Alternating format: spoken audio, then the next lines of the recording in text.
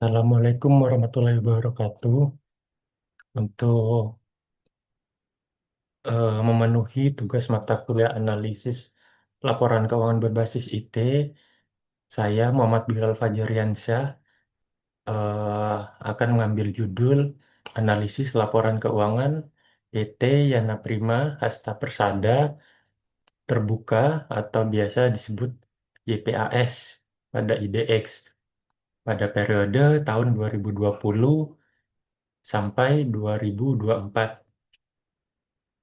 Pendahuluan, analisis ini bertujuan untuk menilai kinerja keuangan pada PT Yana Primasta Persada Tbk selama periode 2020 sampai dengan tahun 2024 berdasarkan laporan keuangan tahunan yang telah diaudit oleh Kantor Akuntan Publik.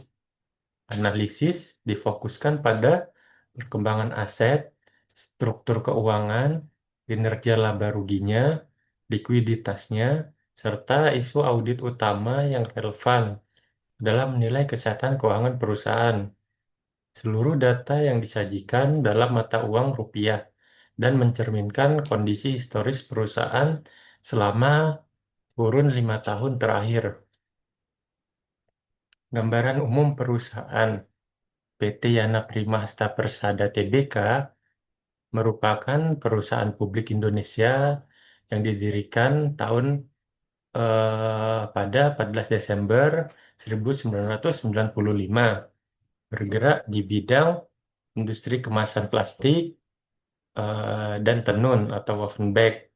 Lokasinya ada di Surabaya, Jawa Timur.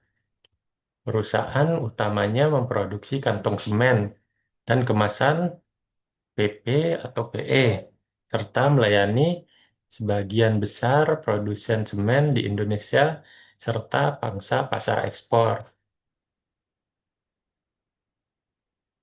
Perusahaan ini juga tercatat di BEI atau Bursa Efek Indonesia dengan kode saham YPAS sejak 5 Maret tahun 2008. Perusahaan juga terus melakukan peremajaan mesin dan perluasan lahan seperti tahun investasi sebanyak 60 miliar pada tahun 2012 untuk memperkuat kapasitas produksinya.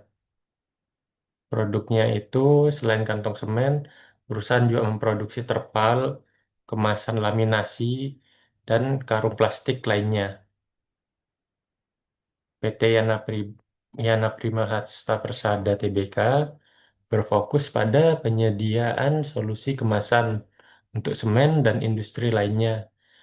Dengan pengalaman lebih dari 25 tahun di industri ini.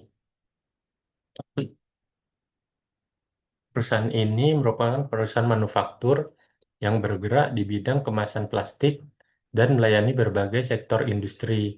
Aktivitas operasional perusahaan sebagian besar dilakukan melalui sistem penjualan kredit yang berdampak langsung pada besarnya piutang usaha dalam laporan posisi keuangannya. Selama periode tahun 2020 hingga tahun 2024, perusahaan tetap menjalankan kegiatan usaha secara berkelanjutan, meskipun menghadapi tekanan ekonomi akibat pandemi COVID-19 dan peningkatan biaya produksi. Perkembangan total aset. Total aset perusahaan selama periode kurun waktu 5 tahun ini menunjukkan kondisi yang relatif stabil tanpa pertumbuhan yang signifikan. Pada tahun 2020, total aset tercatat sekitar 275,78 miliar. Kemudian mengalami penurunan pada tahun 2021 menjadi 258,16 miliar. Penurunan tersebut terutama disebabkan oleh berkurangnya kas dan aset tetap. Pada tahun-tahun berikutnya, hingga 2024, total aset kembali meningkat secara bertahap, yang mengindikasikan pemulihan aktivitas operasional tanpa ekspansi aset yang agresif. Struktur aset perusahaan. Struktur aset PT Yana Primasta Persada Tbk didominasi oleh aset lancar, terutama piutang usaha dan persediaan. Pada tahun 2024, piutang usaha bersih mencapai sekitar 105,95 miliar atau sekitar 35 hingga 36% dari total aset perusahaan. Kondisi ini menunjukkan bahwa bagian besar sumber daya perusahaan terikat pada pelanggan, meskipun struktur ini mendukung aktivitas operasional jangka pendek. Tingginya piutang usaha juga meningkatkan resiko keterlambatan penagihan dan resiko kredit. Perbandingan posisi keuangan tahun 2020 hingga 2023 bisa kita lihat di tabel ya. Berdasarkan tabel tersebut, terlihat bahwa total aset perusahaan relatif stabil dengan kecenderungan meningkat pada tahun 2023. Nah, ini piutang usaha berikut menunjukkan tren peningkatan yang cukup signifikan, terutama dari tahun 2021 hingga 2023, sejalan dengan peningkatan aktivitas penjualan kreditnya. Di sisi lain, liabilitas jangka pendeknya sebagai berikut juga meningkat secara bertahap dari tahun 2021 hingga 2023, yang menunjukkan bahwa pendanaan operasional perusahaan masih bergantung pada kewajiban jangka pendeknya.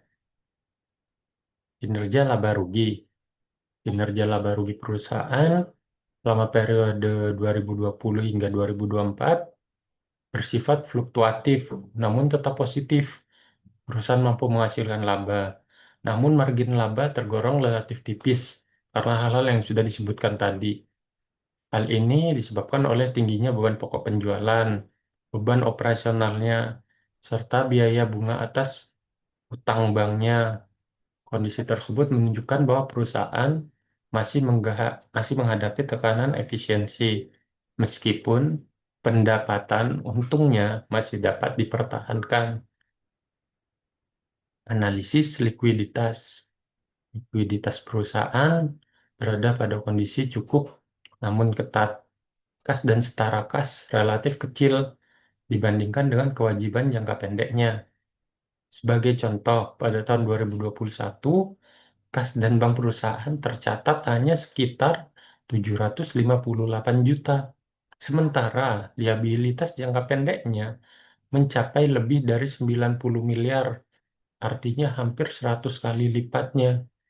Hal ini menunjukkan bahwa kemampuan perusahaan dalam memenuhi kewajiban jangka pendeknya sangat bergantung pada keberhasilan penagihan piutang usahanya. Nah, selanjutnya struktur liabilitas dan isu audit utama. Struktur liabilitas perusahaan didominasi oleh liabilitas jangka pendek, khususnya utang bank. Pada tahun 2020, liabilitas jangka pendek tercatat sekitar 91,46 miliar dan terus meningkat hingga 2024. Selain itu, auditor secara konsisten menyoroti penyisian penurunan nilai piutang usaha sebagai isu audit utama. Penentuan cadangan kerugian kredit ekspektasian atau expected credit loss atau ECL dinilai beresiko karena sangat bergantung pada estimasi dan pertimbangan manajemen. Nah, yang terakhir kesimpulannya, secara keseluruhan, PT Yana Prima Hasta Persada Tbk atau YPAS menunjukkan kinerja keuangan yang stabil, namun konservatif, yang berarti memiliki kehati-hatian dan bersifat tidak agresif selama kurun waktu periode tahun 2020 hingga tahun 2024. Perusahaan tersebut mampu mempertahankan kelangsungan usahanya di tengah gempuran berbagai problematika ya, baik nasional ataupun masalah ekspor atau internasional. Tetapi menghadapi resiko utama pada aspek likuiditas, seperti yang telah disebutkan sebelumnya, dan pengelolaan piutang usahanya. Untuk meningkatkan kinerja keuangan di masa depan, perusahaan disarankan untuk memperkuat manajemen piutangnya, meningkatkan efisiensi biaya operasionalnya, serta menata struktur pendanaan agar tidak terlalu bergantung pada liabilitas jangka pendeknya. Nah, mungkin itu saja presentasi dari saya. Terima kasih atas perhatiannya. Jika ada kekurangan, mohon dimaafkan. Assalamualaikum warahmatullahi wabarakatuh.